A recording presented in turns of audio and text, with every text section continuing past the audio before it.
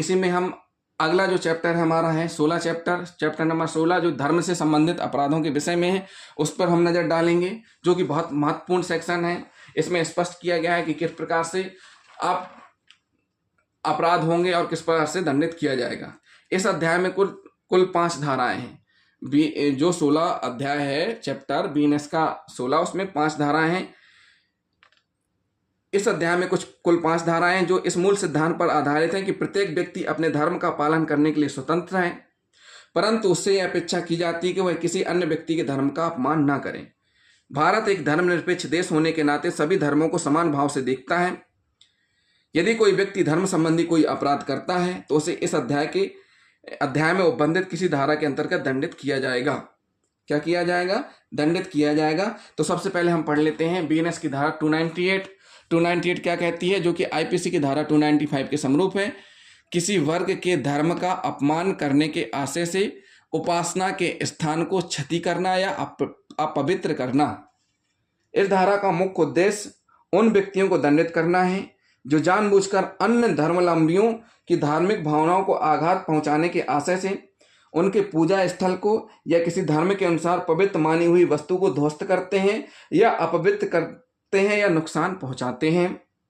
अपवित्र करने का मतलब क्या है? इस धारा में प्रयुक्त अपवित्र शब्द से तात्पर्य केवल पूजा स्थान को गंदा करने मात्र से नहीं है, वरन इसमें वे सभी कार्य सम्मिलित हैं जो धार्मिक कर्मकांड या अनुष्ठानों के लिए अनुचित माने जाते हैं। परंतु किसी हिंदू मंदिर में हरिजन के प्रवेश को इस मंदिर को अपवित्र करने वाले कार्य नहीं माना जाएगा, क्योंकि सिविल राइट अधिनियम 1986 की धारा 3 के अनुसार अब सभी हिंदुओं को सार्वजनिक पूजा स्थल में प्रवेश के लिए समान अधिकार प्राप्त हैं। इसलिए किसी भी गैर ब्राह्मण या हरिजन के मंदिर के किसी भी भाग में जाने से नहीं रोका जा सकता। इसलिए किसी भी गैर ब्राह्मण या हरिजन को मंदिर के किसी भी भाग में जाने से नहीं रोका जा सकता। वस्तु, इस धारा में प्रयुक्त किए गए वस्तु शब्द से आशय कोई सजीव चीज न होकर केवल निर्जीव वस्तुओं से, उदाहरण गिरजाघर, मस्जिद, मंदिर, देव मूर्तियां आदि को अपवित्र करना या नष्ट करना या नुकसान पहुंचाना इस धारा के अंतर्गत दंडनीय अपराध है। ऐसी कोई भी वस्तु जो कितनी ही छोटी या कम मूल्य की क्यों ना हो, यदि वह किसी वर्ग विशेष के धर्मावलंबियों द्वारा पवित्र मानी गई है तो इसे इस धारा के अंतर्गत लागू होगी। यह भी आवश्यक नहीं कि पवित्र मानी गई वस्तु की पूजा में वास्तव में पूजा की जाती हो या नहीं। इस धारा के लिए आवश्यक तत्व विवादित स्थान पूजा अर्चना का स्थल हो या किसी वर्ग के धर्मावलंबियों के लिए पवित्र वस्तु हो। नंबर 2, अभियुक्त ने उसे जानबूझकर नष्ट किया हो या नुकसान पहुंचाया हो या अपवित्र किया हो। नंबर 3, उसका आशय और उस वर्ग के धर्मावलंबियों को अपमानित करना हो। निर्णीतवाद, इस धारा के उपयुक्त आवश्यक तथ्यों से स्पष्ट है कि किसी धार्मिक पूजा स्थल को जानबूझकर अपवित्र करना इस अपराध का मूल लक्षण है, अर्थात इसमें दुराशय का होना परम आवश्यक है। उदाहरण, जहां अभियुक्त ने किसी मस्जिद के भवन की जीर्ण सामग्री को इसलिए हटा दिया क्योंकि वह गिरने के कगार पर जा पहुंची थी, तो उसे इस धारा के अधीन अपराधी नहीं कहा जा सकेगा, क्योंकि उसके इस कृत्य से वहां के रहवासी मुस्लिम समुदाय की धार्मिक भावनाओं का कोई अपमान नहीं हुआ, विशेषतः तब जब उस जीर्ण सामग्री पर किसी व्यक्ति का स्वामित्व नहीं था। सईदुल्लाह खान बनाम भोपाल राज के बाद में एक मुस्लिम व्यक्ति ने रास्ते से गुजर रहे हिंदुओं की विमान शोभा यात्रा पर जलती हुई सिगरेट फेंकी। सिगरेट विमान में ना गिरकर उससे टकराकर जमीन पर नीचे गिर गई। न्यायालय ने अभियुक्त को इस धारा के अधीन दोष सिद्ध किया, क्योंकि उसने हिंदुओं के पवित्र विमान के अपवित्र करने के आशय से ही उस पर जलती हुई सिगरेट फेंकी थी, जिससे हिंदुओं की धार्मिक भावनाओं को ठेस पहुंचाना स्वाभाविक था। उच्चतम न्यायालय ने एस वीरवर्धन चेटियार बनाम ईपी रामास्वामी नायर के बाद में विनिश्चित किया कि वस्तु कितनी ही साधारण या कम मूल्यवान क्यों ना हो, परंतु यदि उसे किसी वर्ग विशेष द्वारा पवित्र माना गया है तो इसे नष्ट करना इस धारा के अंतर्गत दंडनीय होगा। इस मामले में अभियुक्त के विरुद्ध इस धारा के अंतर्गत यह आरोप था कि उसने त्रिची के टाउन हॉल मैदान में स्थापित गणेश मूर्ति को खंडित किया, और ऐसा करने के पहले उसने एक उत्तेजक भाषण भी दिया जिसमें कहा गया कि उक्त मूर्ति को खंडित करके हिंदू समुदाय के लोगों को अपमानित करना चाहता है। उच्चतम न्यायालय ने अभियुक्त को इस धारा के अंतर्गत दोषी ठहराया। डीपी टाइटस बनाम LW लॉयल के प्रकरण में इलाहाबाद उच्च न्यायालय ने अब निर्धारित किया कि क्रिश्चियन धर्मगुरु द्वारा चर्च के अहाते में एक नर्सरी स्कूल तथा धर्मांध औषधालय चलाया जाना इस धारा के अंतर्गत अपराध नहीं कहा जा सकेगा, क्योंकि इसके परिणाम स्वरूप किसी वर्ग विशेष की भावनाओं को ठेस पहुंचने का प्रश्न ही नहीं उठता, विशेषकर तब जबकि उक्त नर्सरी तथा औषधालय एक क्रिश्चियन पादरी द्वारा ही संचालित था। जहां किसी व्यक्ति ने स्वयं को उच्च वर्णीय दर्शाने के लिए जनेऊ पहन रखी हो, जबकि वह उसकी जाति के अनुसार वास्तव में उसे पहनने का अधिकारी ना हो, तो ऐसे जनेऊ को किसी व्यक्ति द्वारा तोड़ दिया जाना या नष्ट किया जाना इस धारा के अंतर्गत दंडनीय नहीं होगा, क्योंकि इससे जनेऊ पहने हुए व्यक्ति की भावनाओं को किसी प्रकार की ठेस पहुंचने का प्रश्न ही नहीं उठता था। इस धारा के संदर्भ में मद्रास उच्च न्यायालय द्वारा निर्णीत रत्न मुदाली बनाम सामग्री के वाद का उल्लेख करना भी आवश्यक है। इस बात में अभियुक्त जो हिंदू था ने एक मुसलमान फकीर के मकबरे के परिसर में रात के समय किसी महिला के साथ लैंगिक संभोग किया, यह विनिश्चित किया गया कि अभियुक्त ने आईपीसी की धारा 297 के अंतर्गत अपराध किया था, ना कि आईपीसी की धारा 295 के अधीन, क्योंकि आईपीसी की धारा 295 का अपराध का मूल तत्व किसी धर्म के अनुयायियों को अपमानित करना है, जो कि प्रस्तुत मामले में विद्यमान नहीं था। यदि किसी मंदिर में चिरकालीन परंपरा के अनुसार मंदिर के पुजारियों के सिवाय किसी अन्य को गर्भगृह में प्रवेश करके अभिषेक आदि करने की अनुमति ना हो और कोई व्यक्ति बलात् गर्भगृह के बलपूर्वक प्रवेश करे तथा देव मूर्ति पर जल अभिषेक करे, तो संभवतः उसे इस धारा के अंतर्गत दंडित किया जा सकेगा, क्योंकि इस मंदिर के प्रति श्रद्धा रखने वाले लोगों की भावनाओं को आघात पहुंचाने की संभावना रहती है। तो साथियों, इसमें स्पष्ट कर दिया गया है, हमने बताया भी है कि जो कोई भी किसी वर्ग के धर्म का अपमान करने के आशय से उपासना के स्थान को क्षति करना या अपवित्र करेगा, उसको दोष सिद्ध होने पर 2 वर्ष तक का कारावास, जुर्माना दोनों से दंडित किया जाएगा। बीएनएस की धारा 299 जो कि आईपीसी की धारा 295A के समरूप है, विमर्शित या विद्वेषपूर्ण कार्य जो किसी वर्ग, धर्म या धार्मिक विश्वासों का अपमान करके उसकी धार्मिक भावनाओं को आहत करने के आशय से किए गए हों। क्या कह रही है धारा? धार्मिक भावनाओं को आहत करने के आशय से किए गए हों। इस धारा के अनुसार जो कोई मौखिक, लिखित अथवा चिन्हों या दृश्य निरूपणों द्वारा अथवा किसी अन्य कार्य द्वारा भारत के किसी वर्ग विशेष के नागरिकों के धर्म या उनकी धार्मिक भावनाओं को ठेस पहुंचाने के लिए विद्वेषपूर्ण आशय से जानबूझकर उनके धार्मिक विश्वासों का अपमान करेगा या अपमान करने का प्रयत्न करेगा, उसे इस धारा के अंतर्गत दंडित किया जाएगा। इस धारा का मूल तत्व किसी वर्ग विशेष के नागरिकों के धर्म या धार्मिक भावनाओं को जानबूझकर विद्वेषपूर्ण आशय से आघात पहुंचाना है। अतः अभियुक्त द्वारा प्रयुक्त शब्द इस प्रकार के होने चाहिए जो सामान्य व्यक्ति के दृष्टि में भड़काने वाले, विद्वेषपूर्ण तथा किसी वर्ग विशेष के नागरिकों के धर्म या उनकी धार्मिक भावनाओं को ठेस पहुंचाने वाले कहे जा सके। इस धारा के आरोप के विरुद्ध अभियुक्त का यह तर्क व्यर्थ होगा कि उसने विवादित पुस्तक एक ऐसी पुस्तक के प्रत्युत्तर में लिखी है जिसमें एक अन्य धर्म के लेखक ने अभियुक्त के धर्म को अपमानित किया था। इस धारा के आरोप के लिए अभियोजन द्वारा यह साबित किया जाना आवश्यक नहीं कि अभियुक्त की व्यक्ति विशेष से शत्रुता या रंजिश थी। इस प्रकार आरोपित बात का सच होना भी इस धारा के अधीन बचाव के रूप में मान्य नहीं किया जा सकेगा। बाबा खलील अहमद बनाम राज के प्रकरण में इलाहाबाद उच्च न्यायालय ने विनिश्चित किया कि इस धारा का अपराध साबित करने हेतु निम्नलिखित तथ्यों का विद्यमान होना आवश्यक है। नंबर 1, आरोपित द्वारा भारत के किसी वर्ग के व्यक्तियों के धर्म या उनकी धार्मिक भावनाओं का अपमान किया गया हो या ऐसे करने का प्रयास किया गया हो। नंबर 2, यह अपमान इत्यादि ऐसे वर्ग के व्यक्ति की धार्मिक भावनाओं को आहत करने के विमर्शित और विद्वेषपूर्ण आशय से किया गया हो। नंबर 3, ऐसा अपमान उच्चारित या लिखित शब्दों द्वारा या हृदय रूपणों द्वारा या अन्यथा किया गया होना चाहिए। तो ये 3 तत्व हैं जो अवश्य रूप से होने चाहिए। संत दास महेश्वरी बनाम बाबूराम जोधन के बाद में इलाहाबाद उच्च न्यायालय ने स्पष्ट किया कि इस धारा में किसी व्यक्ति को अपने धर्म का प्रचार प्रसार करने से नहीं रोकती, अपितु इसके अधीन किसी समुदाय की धार्मिक भावनाओं को जानबूझकर आघात पहुंचाना प्रतिबंधित किया गया है। अतः इस धारा तथा संविधान के अनुच्छेद 25 व 26 के उपबंधों में कोई विरोधाभास नहीं है और यह कहना गलत होगा कि इस धारा के प्रावधान से उक्त अनुच्छेदों का उल्लंघन हुआ है। इस धारा द्वारा लगाए गए प्रतिबंध संविधान के अनुच्छेद 19 सब क्लॉज 2 के अधीन युक्त एवं उचित होने के कारण पूर्णतः संवैधानिक है। रामजी मोदी बनाम उत्तर प्रदेश राज्य के बाद में इस धारा की वैधता को इस आधार पर चुनौती दी गई कि यह संविधान के अनुच्छेद 25 सब क्लॉज 1 के उपबंधों के विरुद्ध है, परंतु उच्चतम न्यायालय ने याचिकाकर्ता के इस तर्क को अस्वीकार करते हुए अभिनिर्धारित किया कि इस धारा के अंतर्गत धार्मिक भावनाओं को आघात पहुंचाने वाले केवल उन कार्यों को ही अपराध माना गया जो दुर्भावना से प्रेरित होकर किए गए हों। अतः यद्यपि इस धारा की मूल अधिकार, इस धारा मतलब 295A और आईपीसी की धारा 295A और बीएनएस की धारा 297 के उपबंधों के मूल अधिकारों को प्रभावित करती हैं, फिर भी इसे संविधान के अनुच्छेद 19/2 के उचित प्रतिबंधों के अंतर्गत आने के कारण वैध एवं उचित माना गया है। तो साथ ही इसमें स्पष्ट कर दिया गया है कि जहां किसी नाटक के दृश्य एवं स्क्रिप्ट क्रिश्चियन समुदाय के लोगों की धार्मिक भावनाओं को आघात पहुंचाते हों तो इस धारा के अधीन अपराध घटित हुआ माना जाएगा, भले ही दृश्यांकित बातें तर्क संगत न हो। अभियुक्त द्वारा की गई कोई अविश्वसनीय बात वर्ग विशेष के नागरिकों की धार्मिक भावनाओं को आहत करने के लिए कारणीभूत हो सकती है।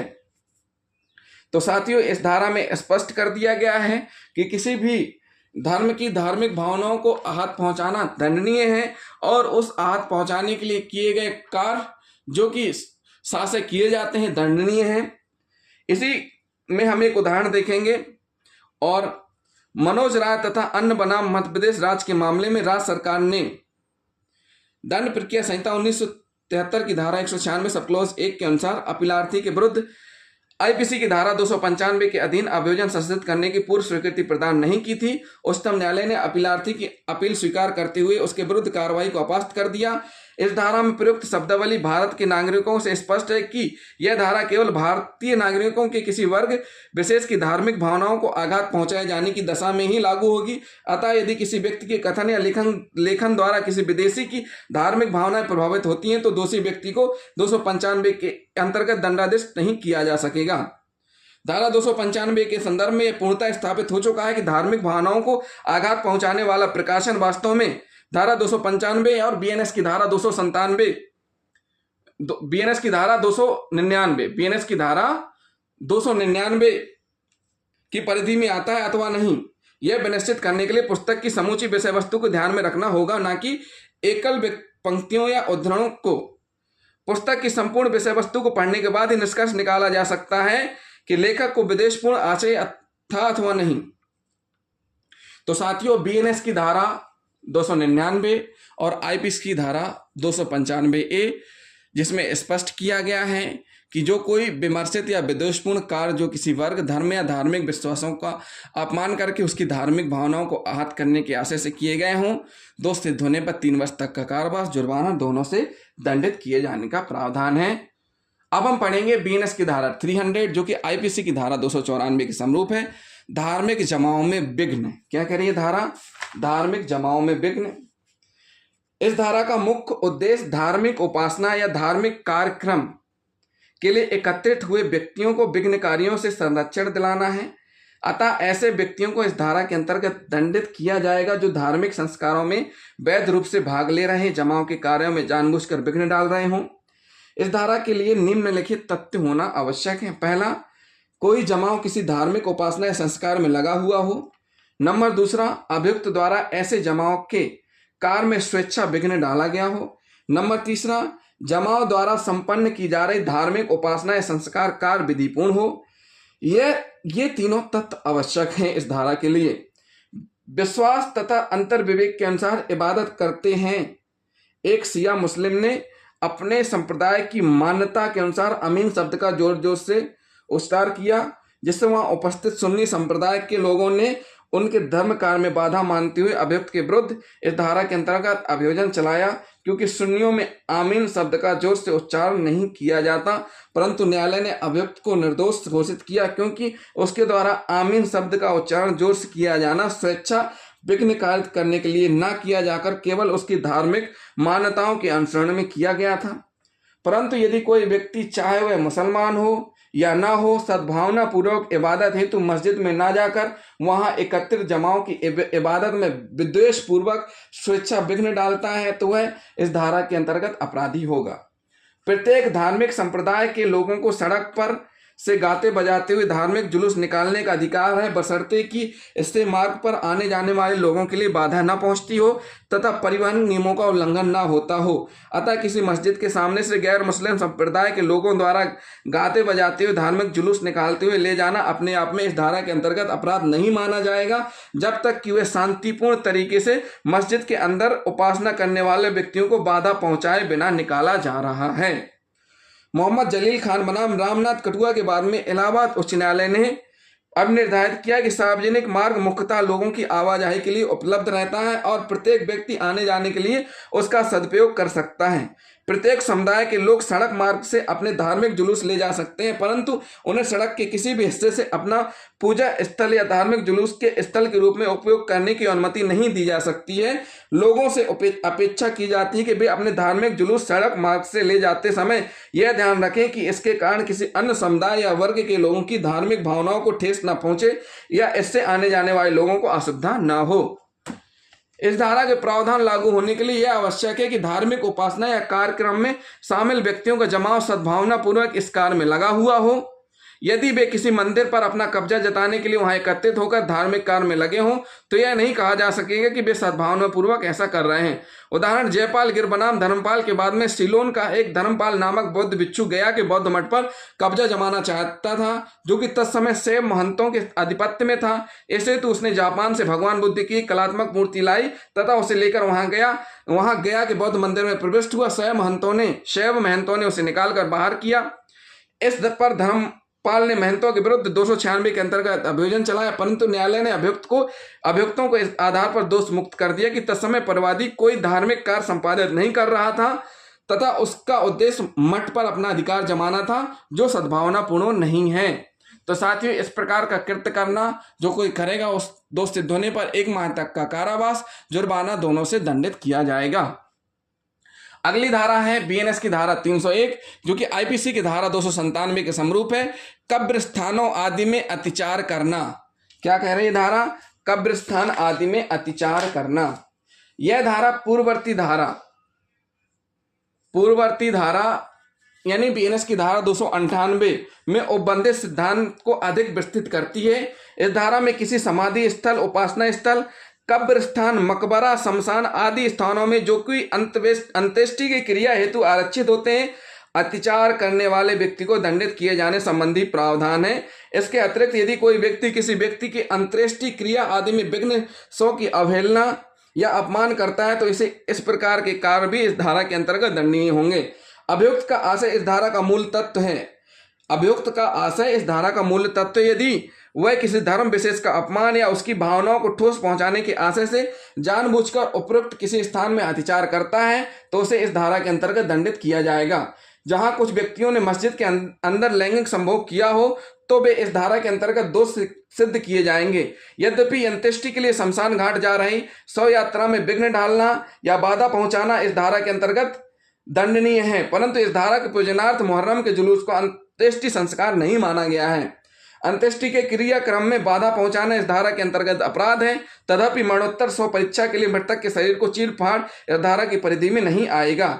यदि शल्य चिकित्सा के दौरान किसी रोगी की मृत्यु हो जाती है तथा चिकित्सक मृतक की एकमात्र वारिस पत्नी को जानकारी दिए बिना मृतक के शरीर से गुर्दा निकालकर उसे अन्य व्यक्ति के शरीर में पितृरोपण के लिए दे देता है तो पत्नी की शिकायत पर चिकित्सक के विरुद्ध इस धारा के अंतर्गत अभियोजन चलाया जाना न्यायोचित होगा और उसे दंडित किया जा सकेगा।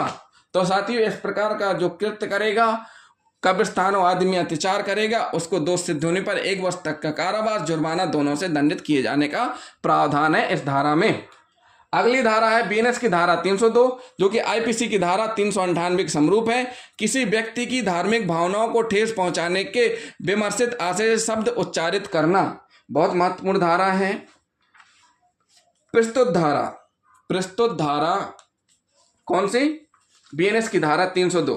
पूर्ववर्ती धारा जो कि बीएनएस की धारा 298 का विस्तृत रूप है, क्योंकि इसके अंतर्गत ऐसी प्रत्येक कार्रवाई का दंडनीय माना गया है जो दूसरे की धार्मिक भावनाओं को ठेस पहुंचाने के आशय से कही गई हो या बोली गई हो या भाव भंगिमा द्वारा प्रदर्शित की गई हो। उल्लेखनीय है कि यह धारा लिखित सामग्री या लेखों के प्रति लागू नहीं होती। उदाहरणार्थ, आसपास नाम की एक साप्ताहिक पत्रिका में संपादक ने आचार्य रजनीश ने पूजा क्यों छोड़ा शीर्षक से एक लेख प्रकाशित किया, जिसके लिए आचार्य रजनीश के अनुयायियों ने उक्त पत्रिका के संपादन के विरुद्ध इस धारा के अंतर्गत परिवाद दायर किया। गुजरात उच्च न्यायालय ने अब निर्धारित किया कि इस मामले में यह धारा लागू नहीं होगी, क्योंकि यह केवल ऐसे मामलों में लागू होती है जिनमें किसी धर्म के अनुयायियों की धार्मिक भावनाओं को ठेस पहुंचाने के आशय से कोई बात विदेश पूर्वक कही गई हो या बोली गई हो। यह धारा लिखित लेखों या प्रकाशनों के प्रति लागू नहीं की जा सकती।